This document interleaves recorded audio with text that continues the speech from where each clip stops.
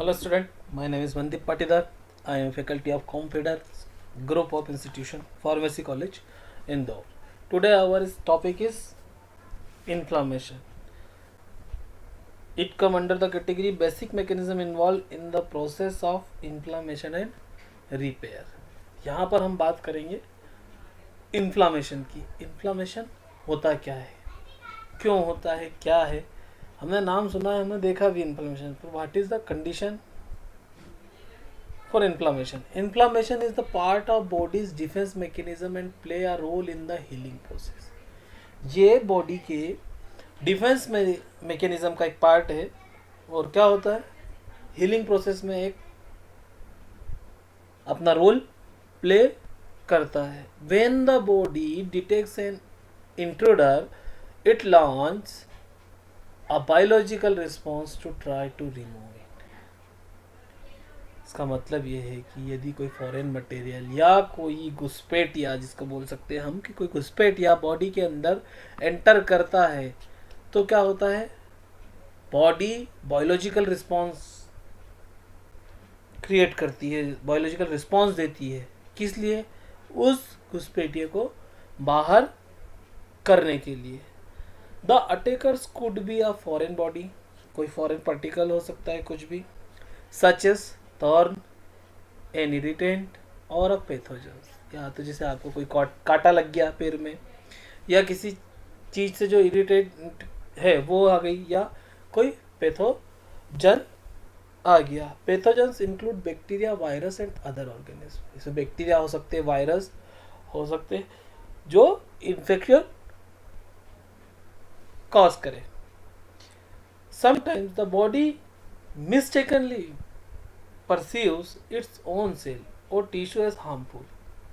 This reaction can lead to autoimmune disease such as type 1 diabetes. मतलब कभी कभी क्या होता है कि बॉडी अपने ही सेल को या अपनी ही टिश्यू को किल करना स्टार्ट कर देती है. उसको क्या समझती है, फॉरेन पार्टिकल. तो ये एक ऑटो इम्यून डिसऑर्डर होता है. टाइप फर्स्ट डायबिटीज़ में जनरली देखने को मिलता है. टाइप फर्स्ट डायबिटीज़ में क्या होता है कि जो हमारी पेंक्रियास की बीटा सेल्स है, जिससे इंसुलिन में बनने का काम होता है, इसमें क्या होता है, इम्यून सिस्टम उसी को डिस्ट्रॉय करना चालू कर देता है. जिससे क्या होता है, ग्लूकोज का डिस्टर्बेंस हो जाता है बॉडी में. ये जनरली यंग पीपल और बच्चों में देखने को मिलती है, इसीलिए इसको हम जुवेनाइल डायबिटीज़ भी कहते हैं. अब इन्फेक्शन क्या है, समझो. यदि कोई बैक्टीरिया, कोई वायरस, या हमारा हाथ है, हमारे हाथ पे फिजिकल इंजरी हुई, हेमर आके लगा, या किसी ने हथौड़ा मार दिया, लकड़ी मारी, कुछ भी हुआ, था क्या होगा, हमारा हाथ स्वेल हो जाएगा. ये बॉडी की डिफेंस मैकेनिज्म है. स्वेलिंग आएगी वहाँ पर, ठीक है, ये फिजिकल हो गया. किसी कारण से केमिकल इंजरी हो गई, कोई इरिटेंट, कोई केमिकल गिर गया, उसके कारण से तो हमारा जो इम्यून सिस्टम है वो रिस्पॉन्स करेगा और फिर चलेगी. या पैथोलॉजिकल इन्फेक्शन जैसे बैक्टीरिया, वायरस, इस तरह से भी हो सकते हैं. तो ये हमारे डिफेंस मैकेनिज्म का एक पार्ट है. इन्फ्लामेशन कितने तरह के होते हैं, इन्फ्लामेशन मेजरली दो तरह के होते हैं, acute and chronic inflammation. Acute और क्रोनिक इन्फ्लामेशन. अब जैसे कि नाम से ही हम जानते हैं, एक्यूट इन्फ्लामेशन क्या हुआ, एन इंजुरी और इलनेस कैन इन्वॉल्व्स एक्यूट और short term inflammation. There are 5 key science of acute inflammation. ये क्या शॉर्ट टर्म के लिए होती है ना. और किसी इंजुरी हुई और अचानक से आपको रिस्पॉन्स जो आया उसको हम बोलते हैं एक्यूट इन्फ्लामेशन. ये दो तरह थे. ये इसमें 5 जो होती है बेसिक चीज़ें, उस पर इसको डिवाइड करा है. पेन, इसको डॉलर बोलते हैं. दिस में अकर कंटिन्यूसली और when a person touch the affected area. मतलब जो हमको physical injury, chemical injury, biological injury, जो भी इंजरी हुई है वहाँ पर क्या होगा, पेन होगा. या तो ये होता रहेगा, या कभी कभी कोई हमें हाथ लगाता है तो उस जगह पे पेन होता है. ये एक चीज़ होती है, इसको हम डॉलर बोलते हैं. रेडनेस, इसको रबर बोलते हैं या रूबर बोलते हैं। This happens because of increase in the blood supply of the capillaries in the area. ये क्यों होता है? रेडनेस होगी भाई, जहाँ पर हमको फिजिकल इंजरी हुई वहाँ पर लाल देखने को मिलता है, बिल्कुल आपको स्वेलिंग हो जाती है और रेडनेस देखने को मिलती है। तो जो रेडनेस है वहाँ पर क्या होता है, वहाँ पर जो होता है ब्लड फ्लो की सप्लाई, ब्लड फ्लो ज़्यादा होने लगता है, इस कारण से वहाँ पर पर्टिकुलर रेडनेस आपको देखने को मिलती है। लॉस ऑफ फंक्शन, फंक्शियोलेसिया मतलब दे में भी difficulty moving a joint, function loss हो गया ना, आप जॉइंट को मूव नहीं कर पा रहे, ब्रीथिंग में प्रॉब्लम आ रही, sensing smell and so on. इस तरह से आपके जो फंक्शन है पर्टिकुलर सेल के टिश्यू के वो खत्म हो जाते हैं। स्वेलिंग, इसको बोलते हैं ट्यूमर, ये वो वाला ट्यूमर नहीं है कैंसर वाला, ये स्वेलिंग, इसको ट्यूमर बोलते हैं। A condition call oedema can develop if fluid bulb, oedema हो जाता है जिसको क्या बोलते हैं हम, स्वेलिंग आ जाती है, पस जैसा बोल सकते हैं। हीट, इसको बोलेंगे हम केलर या केलॉर। इंक्रीज ब्लड फ्लो में leave the affected area warm to the touch. वहाँ पर कभी कभी देखो जहाँ पर इंजुरी होती है वहाँ पर यदि फिजिकल इंजुरी है तो वहाँ पर ब्लड फ्लो ज़्यादा होने के कारण क्या होता है, वो एरिया हमको गर्म लगता है।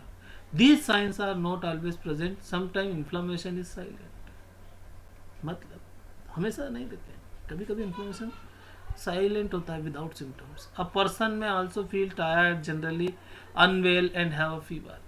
अच्छा महसूस नहीं होता हम लोगों को और हम लोग ऐसा सोचता है वो पर्सन जो पर्टिकुलर है उसको फीवर जैसा होता है। Symptoms of acute inflammation last few days, subacute inflammation last 2 to 6 week, ठीक है, कुछ दिनों से जो होगा उसको हम एक्यूट इन्फ्लामेशन होते हैं। और सब एक्यूट इन्फ्लामेशन उसको बोलते हैं जो 2 से 6 वीक पुराना हो, इससे ज़्यादा पुराने को हम एक्यूट इन्फ्लामेशन नहीं करेंगे। दूसरा क्या है, chronic inflammation, can continue for month और ईयर, वो जो कुछ महीनों से हो रहा हो, कुछ सालों से हमको हो रहा है कुछ इन्फ्लामेशन कहीं पे, उसको हम बोलेंगे chronic inflammation. It either has or may have links of various disease, किसी कारण से हो सकता है और बहुत सारी डिसीज के लिंक रहता है, जैसे डायबिटीज़ हो गया, किसी को कार्डियोवास्कुलर डिसीज है, अर्थराइज एंड जॉइंट पेन्स की डिसीज है, एलर्जीज आपने देखी है, किसी पर्सन को एलर्जी रहती है, chronic obstructive pulmonary disease COPD, psoriasis किसी को, rheumatoid arthritis. The symptoms will be depend on the disease but they may be include pain and fatigue. मतलब क्या हुआ, मतलब ये जो रहता है सिम्टम्स डिपेंड करते हैं डिसीज पे, पेन और फटीग। मेजरिंग इन्फ्लामेशन, अब इन्फ्लामेशन का मेजर कैसे करेंगे, ठीक है, तो इसमें क्या होगा, when inflammation is present in the body there will be a higher level of substance known as biomarkers. जब इन्फ्लामेशन होता है बॉडी में तब एक सब्सटेंस बहुत ज़्यादा क्वांटिटी में बॉडी में होता है, उसको बोलते हैं हम बायोमार्कर्स। एक एग्जाम्पल थोड़ा सा हम बात करते हैं, जो बायोमार्कर है वो है सी रिएक्टिव प्रोटीन CRP। अब डॉक्टर यदि टेस्ट करना चाहता है इन्फ्लामेशन का तो CRP लेवल वो देख लेगा। CRP level, C reactive protein level tend to be higher in older people, older people में मतलब जो बुजुर्ग व्यक्ति हैं उनमें ये ज़्यादा रहता है इसका level. And those with condition such as cancer and obesity, जिसमें कैंसर या ओबेसिटी हो उसमें भी ये ज़्यादा पाया जाता है। When diet and exercise may make a difference, क्या होता है डाइट और एक्सरसाइज, जिस हिसाब की डाइट है पर्टिकुलर और एक्सरसाइज आप व्यक्ति कितना फिट है उसके आधार पे ये कम ज़्यादा हो सकता है। अब इन्फ्लामेशन का कॉज क्या है, किस कारण से इन्फ्लामेशन हो सकता है, मेनली तो 3 कारण से इन्फ्लामेशन हो सकता है जो हमने पहले बात करी है। फिजिकल इंजुरी, किसी भी कारण से आपका टिश्यू डैमेज हुआ हो, वो फिजिकल हुआ हो या फिर कोई केमिकल इंजुरी हुई है या कोई बायोलॉजिकल इंजुरी हुई, कोई इन्फेक्शन हुआ है, इन 3 कारणों में से कोई सा भी कारण हो सकता है।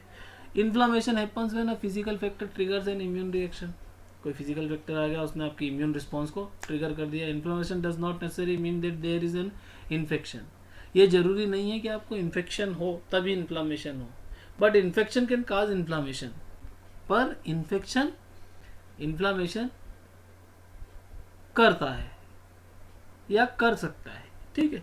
अब एक्यूट इन्फ्लामेशन की बात करेंगे। Acute inflammation can result from, किस कारण से एक्यूट इन्फ्लामेशन हो गया।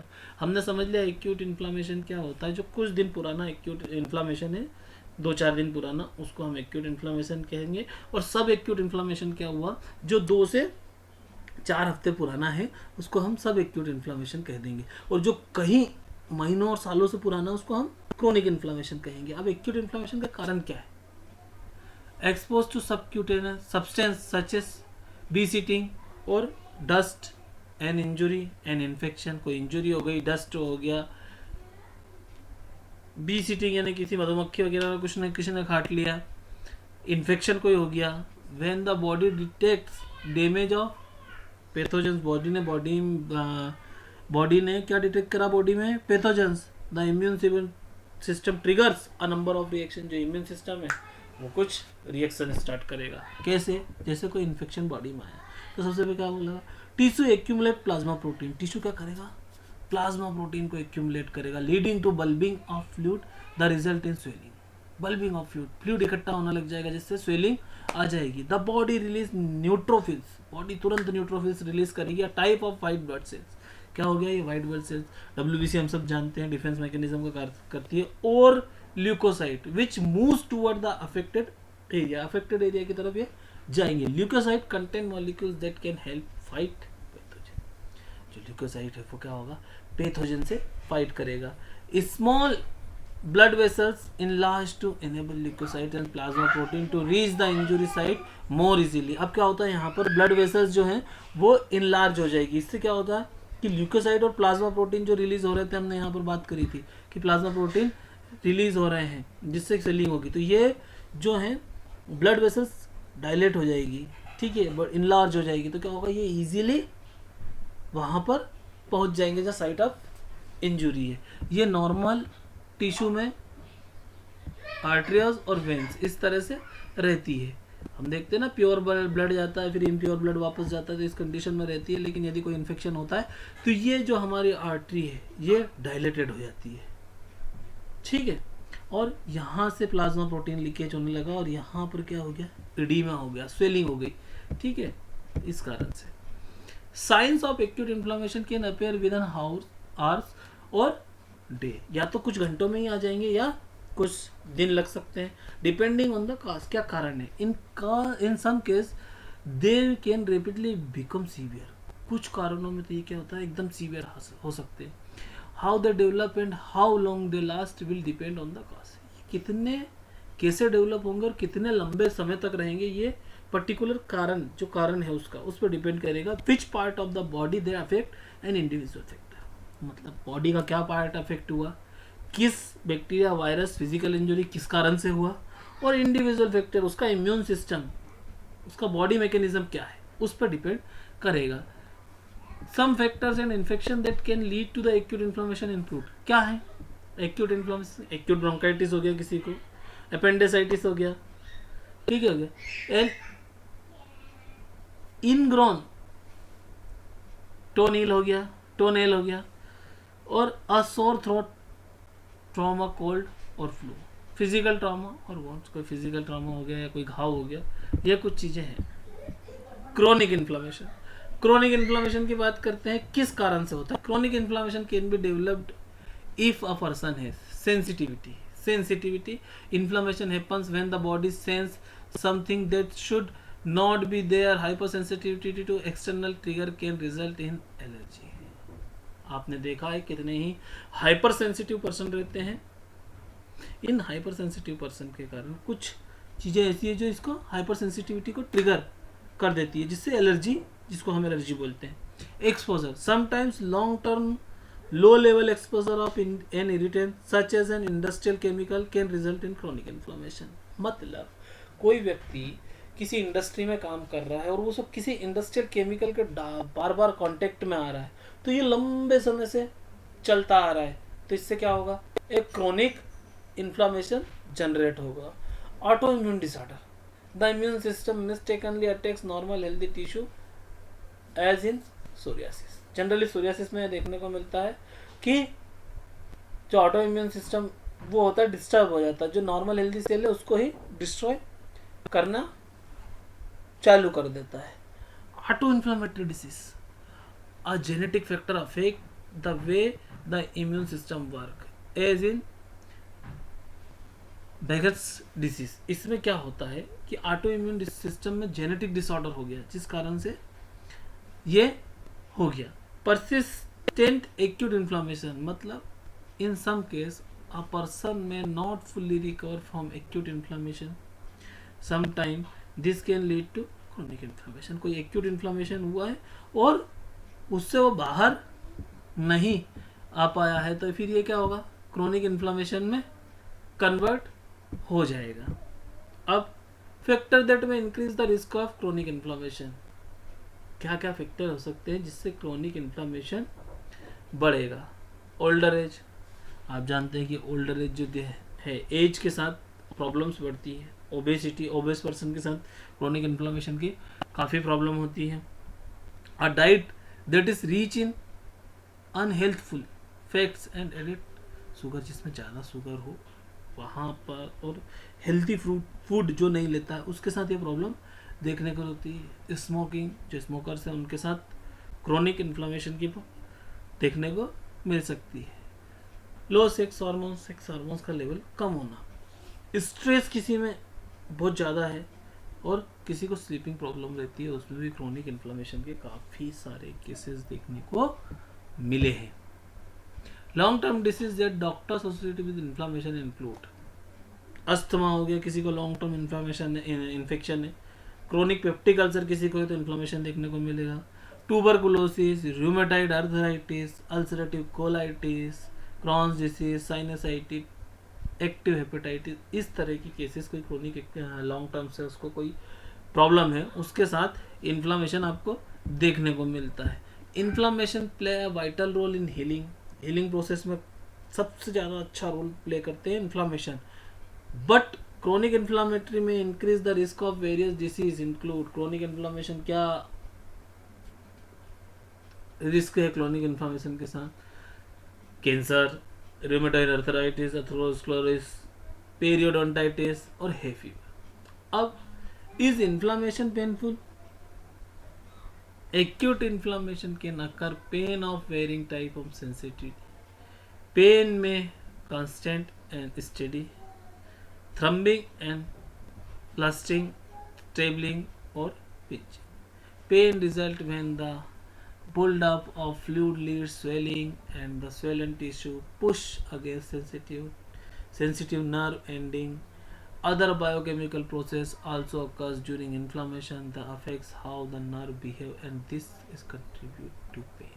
मतलब यहाँ पर एक्यूट इन्फ्लामेशन में ज़्यादा पेन की संभावना है। एक्यूट इन्फ्लामेशन में पेन ज़्यादा होता है, वहाँ पर पिंचिंग किस तरह से हो रही है, आपकी नर्व एंडिंग, आपकी नर्व्स कैसे है, कौन सा टिश्यू डैमेज हुआ है, उस सब चीज़ को देखते हुए या जो बायोकेमिकल प्रोसेस बॉडी में हो रही है उस पर डिपेंड करता है कि पेन की सेंसिटिविटी क्या रहेगी और कितने समय तक रहेगी। तो इस तरह से आज हमने पढ़ा what is inflammation, types of inflammation and causes of inflammation. अब नेक्स्ट वीडियो में हम बात करेंगे मैकेनिज्म ऑफ इन्फ्लामेशन। सो आज के लिए इतना ही। Thank you very much.